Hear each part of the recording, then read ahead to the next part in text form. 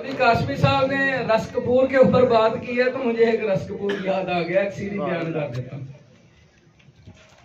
5 तोला गंधक आंवला सर लेनी है जी। नुस्खा बड़ा बहुत ही कीमती नुस्खा है, बड़ा सीने का राज है। 5 तोला आंवला सर गंधक, 5 तोला तुखम कंडियारी। कंडियारी के बीज बिल्कुल रगड़ के पेस्ट नुमा कर लेने और गंधक को पीस के गुबार की मानत कर लेना है। फिर दोनों को यकजा कर लेना। यकजा करने के बाद 10 तोला मगज जमाल घोटा इसके अंदर रगड़ देने।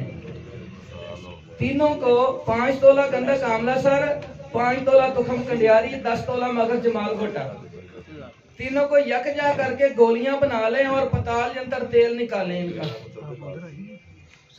ये तेल हासिल होगा। इस तेल को आपने छोटे बीकर में डालना है, 250 ml वाले में, और 1 तोला रस कपूर जो है ना इसके अंदर लटका के पकाना है, डोल जंतर करके, रेत जंतर 124 आग में। ये 48 घंटे पकने के बाद रस कपूर इसके अंदर डोल जंतर में ही फूल कर कुश्ता होगा। रस कपूर इस तेल में पक पक के फूल जाएगा। दाना खश खुराक है जी, 3 खुराकें हैं 7-7 दिन के वक्फे से। हर तरह के कैंसर में अक्सीर अलक्सीर है। 1 तोला सोना गला के 1 ग्राम ऊपर डाल दें, कुठारी जमीन पर रखेंगे। ठंडा होने के बाद सोना जैसे भट्टी में पानी था वैसे ही पानी का पानी होगा, तेल हो जाएगा। बहुत खूब।